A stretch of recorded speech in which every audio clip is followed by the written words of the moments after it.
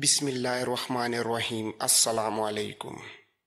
یہ وہی فوج تھی جو صلاح الدین ایوبی کے ساتھ محاذ سے آئی تھی۔ محمود نے کمانڈر کو تفصیل سے بتایا کہ انہوں نے بہت بڑا شکار پکڑا ہے اور اس کے تمام گروہ کو پکڑنے کے لیے چوکی کے پورے دستے کی فوری طور پر ضرورت ہے تاکہ ان لوگوں کو رات ہی رات میں گھیرے میں لے لیا جائے۔ کمانڈر نے فوراً پورے دستے کو، جس کی تعداد 50 سے زیادہ تھی، گھوڑوں پر سوار ہونے کا حکم دیا۔ ان کے پاس برچیاں اور تلواریں تھیں اور ان میں تیر انداز بھی تھے۔ 8-10 سپاہیوں کو چوکی پر چھوڑ دیا گیا۔ یہ دستہ کرک کے محاصرے سے آیا تھا۔ جذبہ ابھی قائم تھا اور یوں کمانڈر نے سرپٹ گھوڑے دوڑا دیے۔ مجرم خبر ہونے کی حالت میں نہیں تھے۔ شراب اور نیند نے انہیں بے ہوش کر رکھا تھا۔ کمانڈر نے محمود کی رہنمائی میں گھیرا مکمل کر لیا اور کارروائی صبح تک ملتوی رہی۔ محمود نے امام کو اطلاع دے دی کہ دستہ آ گیا ہے۔ سعدیہ ابھی امام کے حجرے میں ہی تھی۔ امام نے ایک جاسوس بھیج کر سعدیہ کے باپ کو بھی بلا لیا، جو معتقد، مرید اور ظاہرین بڑی دور دور سے اس کی زیارت کو آئے تھے۔ وہ رات کے معجزے دیکھ کر کھلے آسمان تلے سو گئے تھے۔ ان کے مقدس انسان نے انہیں کہا تھا کہ اگلی رات وہ ان کی مرادیں سنے گا۔ یہ ہجوم صبح اس وقت جاگ اٹھا جب اجالا ابھی دھندلا تھا۔ اس دھند میں انہیں بہت سے گھوڑے نظر آئے۔ ان پر سوار جو تھے وہ فوجی تھے۔ کچھ لوگ سمجھ نہ سکے۔ انہیں معلوم نہیں تھا کہ جو مرے ہوں کو زندہ کرتا ہے وہ مسجد کے حجرے میں ہاتھ پاؤں بندھے بیٹھا ہے۔ وہ اب مسلمانوں کے سچے خدا کی گرفت میں آ چکا تھا۔ دستے کا کمانڈر دمشق کا رہنے والا رشد بن مسلم، جس کا عہدہ معمولی تھا، لیکن سرحد پر آ کر اس نے اپنے دستے سے کہا تھا، ساری سلطنت صرف تمہارے بھروسے پر سوتی ہے۔ صلاح الدین ایوبی ہر وقت تمہارے ساتھ ہے۔ اگر وہ تمہیں نظر نہیں آتا تو اسے میری آنکھوں میں دیکھ لو۔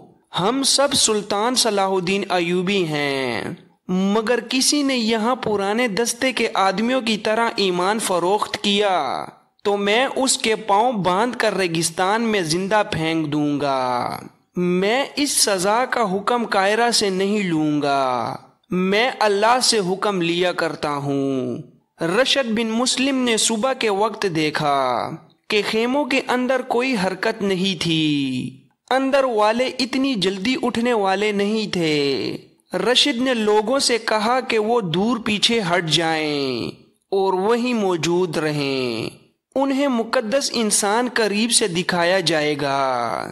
لوگوں کو دور ہٹا کر رشد نے 3-4 سوار مختلف ٹیلوں کے اوپر کھڑے کر دیے تاکہ مجرموں میں سے کوئی بھاگنے کی کوشش نہ کرے۔ باقی سواروں کو اس نے گھوڑوں سے اتار کر چاروں طرف سے پیدل اندر جانے کو کہا اور حکم دیا کہ کوئی مزاحمت کرے تو اسے فوراً ہلاک کر دو، کوئی بھاگے تو اسے تیر مار دو۔ وہاں بھاگنے کا سوال ہی پیدا نہیں ہوتا تھا۔ رشد نے ننگی تلوار کی نوک چبو کر تینوں کو جگایا۔ جاگنے کے بجائے انہوں نے جگانے والے کو گالیاں دیں اور کروٹ بدل کر سوئے رہے۔ تلوار کی نوک اب ان کی کھال میں اتر گئی۔ تینوں ہڑبڑا کر اٹھے۔ انہیں باہر نکال لیا گیا۔ دوسرے خیموں میں بھی جو لڑکیاں اور مرد ملے وہ اسی حالت میں تھے۔ خیموں میں بے شمار سامان تھا۔ ایک خیمے میں بہت سے ساز پڑے تھے۔ سب کو باہر لے جا کر ان پر پہرا کھڑا کر دیا گیا۔ ان کے اونٹوں اور تمام تر سامان پر قبضہ کر لیا گیا۔ امام رشد بن مسلم کے ساتھ تھا۔ وہ اس آدمی کو اپنے حجرے میں سے لے آیا جو اپنے آپ کو خدا کے بیٹے کا بیٹا کہتا تھا۔ اس کے ہاتھ پیٹھ پیچھے بندھے تھے اسے اسی جگہ کھڑا کیا گیا جہاں رات اس نے معجزے دکھائے، جہاں پیچھے پردے لگے ہوئے تھے۔ اس کے گروہ کو اس کے سامنے بٹھا دیا گیا، ان سب کے ہاتھ پیچھے باندھ دیے گئے۔ وہ ایک خیمے سے برآمد ہوئے تھے۔ امام نے لوگوں کو آگے آنے کو کہا۔ ہجوم آیا تو امام نے کہا، اسے کہو کہ یہ خدا کا ایلیچی ہے یا اس کا بیٹا ہے تو اپنے ہاتھ رسیوں سے آزاد کر لے۔ یہ مرے ہوں کو زندہ کرتا ہے۔ میں اس کے گروہ کے ایک آدمی کو ہلاک کروں گا، تم اسے کہو کہ اسے میرے ہاتھ سے چھڑا لے، یا وہ مر جائے تو اسے زندہ کر دے۔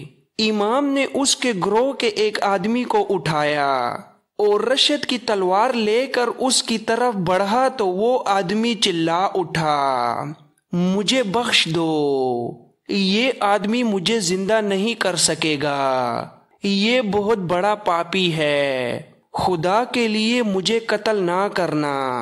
لوگوں نے یہ تماشا دیکھا مگر ان کے وہم ابھی دور نہیں ہوئے تھے۔ امام اس آدمی کا چوغا اور کپڑے بھی ساتھ لے آیا جس میں نرم لکڑی بھی تھی۔ امام نے یہ کپڑے پہنے، کسی کو دکھائے بغیر لکڑی اندر رکھ لی اور اوپر چوغا پہن لیا۔ اس نے رشد سے کہا کہ اپنے 4 تیر انداز میرے سامنے لاؤ۔ تیر انداز آئے تو اس نے انہیں کہا، 30 قدم دور کھڑے ہو کر میرے دل کا نشانہ لو اور تیر چلاؤ۔ تیر اندازوں نے رشد بن مسلم کی طرف سوالیہ نگاہوں سے دیکھا۔ رات کو محمود نے رشد کو تیروں اور خنجروں کے سینے میں اترنے کی حقیقت بتا دی تھی۔ رشد نے اپنے تیر اندازوں کو حکم دیا کہ وہ تیر چلا دیں۔ انہوں نے نشانہ لے کر تیر چلا دیے۔ چاروں تیر امام کے دل کے مقام میں پیوست ہو گئے۔ امام نے کہا، اب آگے آ کر میرے سینے پر 4 خنجر پوری طاقت سے پھینکو۔ خنجر پھینکے گئے جو امام کے سینے میں جا کر اٹک گئے۔ امام نے تیر اندازوں سے کہا، ایک ایک تیر اور کمانوں میں ڈالو۔ اس نے مقدس انسان کو ذرا آگے کیا اور لوگوں سے مخاطب ہو کر بلند آواز میں کہا، یہ شخص اپنے آپ کو لافانی کہتا ہے، میں تمہیں دکھاتا ہوں کہ یہ اصل میں کیا ہے۔ اس نے تیر اندازوں سے کہا، اس کے دل کا نشانہ لے کر تیر چلاؤ۔ جوں ہی کمانیں اوپر اٹھیں، وہ آدمی دوڑ کر امام کے پیچھے ہو گیا۔ وہ موت کے ڈر سے تھر تھر کانپ رہا تھا اور بھکاریوں کی طرح جان کی بخشش مانگ رہا تھا۔ امام نے اسے کہا، آگے آؤ اور لوگوں کو بتاؤ کہ تم صلیبیوں کے بھیجے ہوئے تخریب کار ہو اور تم شعبدہ باز ہو۔ امام نے تلوار کی نوک اسی کے پہلو سے لگا دی۔ اس آدمی نے آگے جا کر بلند آواز سے کہا، لوگو، میں لافانی نہیں ہوں، میں تمہاری طرح انسان ہوں۔ مجھے صلیبیوں نے بھیجا ہے کہ تمہارا ایمان خراب کر دوں، اس کی مجھے اجرت ملتی ہے۔ امام نے کہا، اور شمعون کی بیٹی سعدیہ کو اسی نے اغوا کرایا تھا، ہم نے لڑکی رہا کرا لی ہے۔ امام نے چوغا اتارا، اندر کے کپڑے اتارے، لکڑی الگ کی اور رشد کے ایک سپاہی کے ہاتھ میں دے کر کہا کہ یہ تمام مجمع میں گھما لاؤ۔ امام نے لوگوں سے کہا کہ تیر اور خنجر اس لکڑی میں لگتے ہیں۔ تمام لوگوں نے یہ بعید دیکھ لیا تو انہیں آگے بلا کر کہا گیا کہ ہر جگہ گھومو اور ہر ایک چیز دیکھو۔ لوگ ڈرتے ہوئے ہر جگہ پھیل گئے۔ پردوں کے پیچھے ایک غار بنایا گیا تھا، وہاں رات کو سازندے بیٹھ کر ساز بجاتے تھے۔ لوگ خیموں میں گئے تو وہاں شراب کی بدبو پھیلی ہوئی تھی۔ لوگ ہر جگہ گھوم پھر چکے تو انہیں ایک جگہ بٹھا کر بتایا گیا کہ یہ سب ڈھونگ کیا گیا ہے۔ امام نے معلوم کر لیا تھا کہ جسے اس نے رات کو زندہ کیا تھا وہ کون ہے۔ وہ اسی کے گروہ کا ایک آدمی تھا جو رسیوں میں بندھا ہوا قیدیوں میں بیٹھا تھا۔ اسے لوگوں کے سامنے کھڑا کیا گیا۔ ایک اور آدمی لوگوں کو دکھایا گیا جو رات کو بوڑھے کا بہروپ دھار کر اس آدمی کا باپ بنا تھا۔ 4 تیرانداز بھی سامنے آ گئے جنہوں نے رات تیر چلائے تھے، وہ بھی اس گروہ کے آدمی تھے۔ غرض تمام تر ڈھونگ لوگوں کو دکھایا گیا۔ امام نے لوگوں سے کہا، اسلام کے بیٹو غور سے سنو، یہ سب صلیب کے پجاری ہیں اور تمہارا ایمان خراب کرنے آئے ہیں۔ تم جانتے ہو کہ کوئی انسان کسی انسان کو زندہ نہیں کر سکتا، خود خدا کسی مرے ہوئے کو زندہ نہیں کرتا، کیونکہ خدائے ذوالجلال اپنے بنائے ہوئے قانون کا پابند ہے۔ اس کی ذات وحدہ لا شریک ہے، اس کا کوئی بیٹا نہیں۔ یہ صلیبی اسلام کی آواز کو دبانے کے لیے یہ ہتھ کنڈے استعمال کر رہے ہیں۔ یہ باطل کے پجاری تمہارے ایمان، جذبے اور تمہاری تلوار سے ڈرتے ہیں، تمہارا مقابلہ میدان میں نہیں کر سکتے، اس لیے دلکش طریقے اختیار کر کے تمہارے دلوں میں وہم اور وسوسے ڈال رہے ہیں تاکہ تم اسلام کے تحفظ کے لیے صلیب کے خلاف تلوار نہ اٹھاؤ۔ اسی مصر میں فرعون نے بھی اپنے آپ کو خدا کہا تھا۔ حضرت موسیٰ علیہ السلام نے اس کی خدائی کو دریائے نیل میں ڈبو دیا تھا۔ اپنی عظمت کو پہچانو میرے دوستو، اپنے دشمن کو بھی اچھی طرح پہچان لو۔ لوگ جو سب کے سب مسلمان تھے اس لیے مشتعل ہو گئے، وہ چونکہ پسماندہ اور علم سے بے براہ تھے اس لیے انتہا پسند بھی تھے۔ انہوں نے گنہگار انسان کی شعبدہ بازی دیکھ کر اسے خدا کا بیٹا تسلیم کر لیا، اور جب اس کے خلاف باتیں سنی تو ایسے مشتعل ہو گئے کہ غیظ و غضب کے نعرے لگاتے اس آدمی پر اور اس کے گروہ پر ٹوٹ پڑے۔ امام ان مجرموں کو زندہ قاہرہ لے جانا چاہتا تھا، لیکن اتنے بڑے ہجوم سے انہیں زندہ نکالنا ناممکن ہو گیا۔ رشد نے تشدد سے ہجوم پر قابو پانے کا مشورہ دیا جو امام نے تسلیم نہیں کیا۔ اس نے کہا کہ تمہاری تلواروں سے یہ سیدھے سادے مسلمان کٹ جائیں گے، انہیں اپنے ہاتھوں ان لوگوں کو ہلاک کرنے دو تاکہ انہیں یقین ہو جائے کہ جس نے خدا کا ایلیچی اور بیٹا ہونے کا دعویٰ کیا ہے وہ ایک گنہگار انسان ہے جسے کوئی بھی انسان قتل کر سکتا ہے۔ امام رشد بن مسلم اور محمود ایک طرف ہو گئے۔ رشد نے ایک ٹیلے پر جا کر اپنے سپاہیوں کو للکارا اور کہا، تم جہاں ہو وہیں رہو، ان لوگوں کو مت روکو۔ تھوڑی ہی دیر بعد امام محمود رشد بن مسلم اور اس کے دستے کے سپاہی رہ گئے۔ تمام ہجوم غائب ہو چکا تھا۔ رات جہاں شعبدے دکھائے گئے تھے وہاں شعبدہ باز اور اس کے گروہ کی لاشیں پڑی تھیں۔ لڑکیوں کو بھی قتل کر دیا گیا تھا، کوئی لاش پہچانی نہیں جا رہی تھی، سب کیما ہو چکی تھیں۔ لوگ خیمے، پردے اور تمام تر سامان لوٹ کر لے گئے۔ مجرم گروہ کے اونٹ بھی کھول کر لے گئے اور رشد کے دستے کے 9 گھوڑے بھی لاپتہ ہو گئے۔ ان کے سوار پیادہ تھے اور گھوڑوں سے دور تھے۔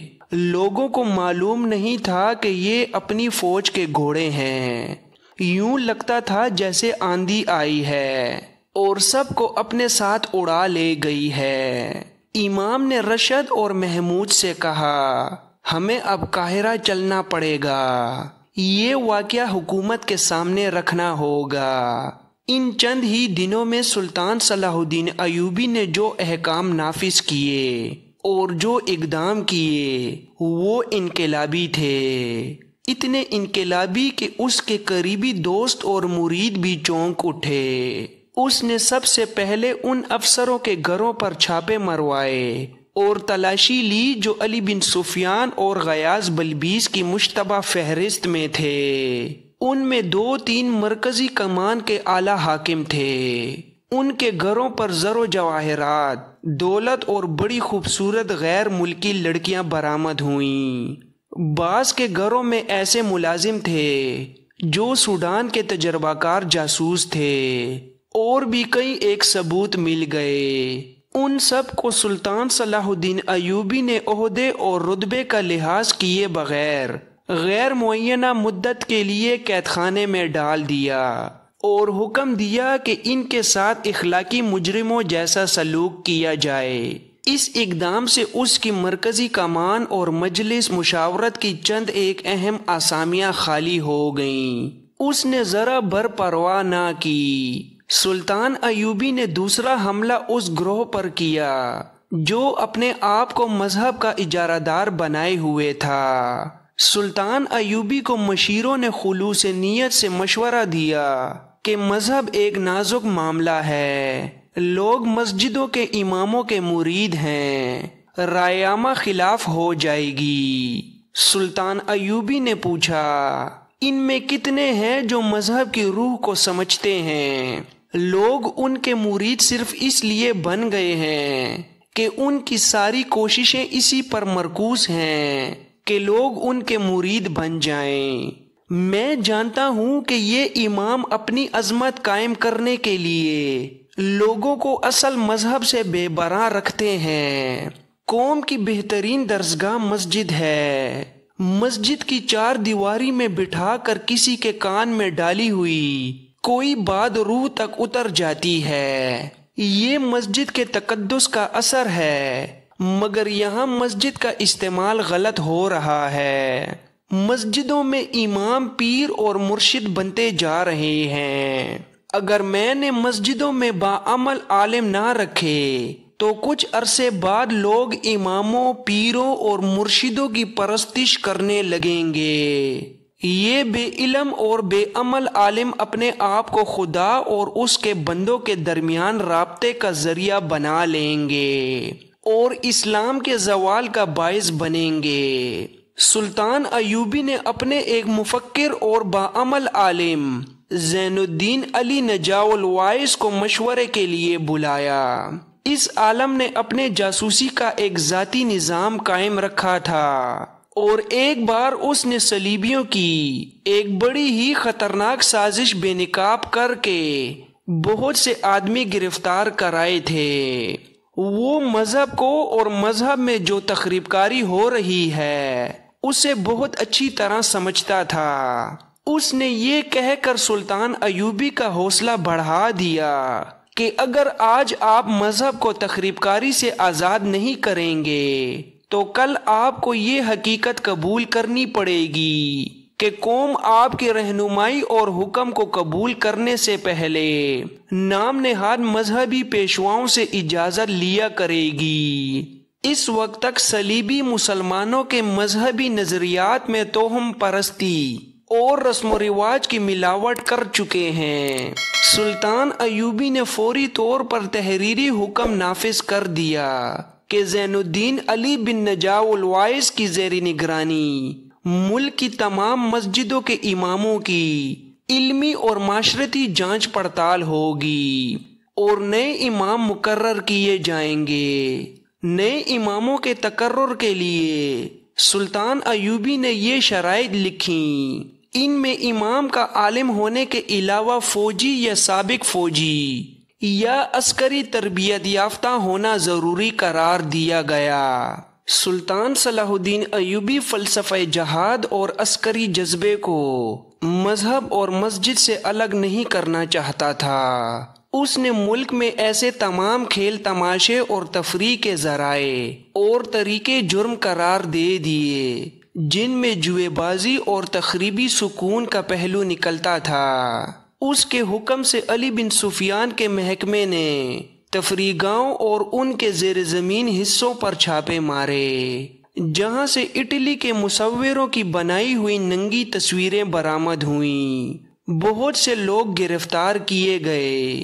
جنہیں ملک دشمنی اور دشمن کا اعلی کار بننے کے الزام میں تمام عمر کے لیے تہہ خانوں میں ڈال دیا گیا۔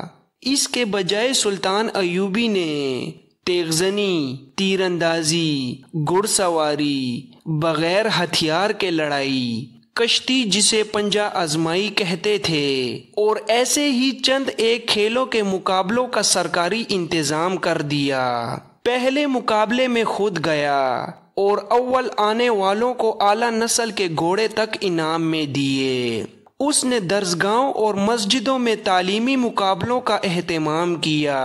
سرحدی دستوں پر اس نے زیادہ توجہ دی تھی۔ اسے معلوم ہو چکا تھا کہ شہروں اور دارالحکومت سے دور رہنے والے لوگ نظریاتی تخریب کاری کا شکار جلدی ہوتے ہیں، اور وہی سب سے پہلے دشمن کے حملے یا سرحدی جھڑپوں کی زد میں آتے ہیں۔ ان لوگوں کے نظریاتی اور جسمانی تحفظ کے لیے اس نے خصوصی انتظام کیے۔ اس نے سرحدوں پر جو دستے بھیجے تھے ان کے کمانڈروں کو اس نے خود ہدایات دیں اور بڑے ہی سخت احکام دیے تھے۔ یہ تمام کمانڈر جذبے اور ذہانت کے لحاظ سے ساری فوج میں منتخب کیے گئے تھے۔ رشد بن مسلم انہی میں سے تھا جسے محمود کا اشارہ ملا کہ ایک تخریب کار پکڑا ہے تو وہ پورے کا پورا دستہ لے کر اٹھ دوڑا تھا۔ اگر پرانا کمانڈر ہوتا تو اس وقت صلیبیوں یا سوڈانیوں کی دی ہوئی شراب میں بدمست ہوتا اور تخریب کار اپنے سرغنہ کی رہائی کے لیے گاؤں میں تباہی پھیلا کر غائب ہو چکے ہوتے۔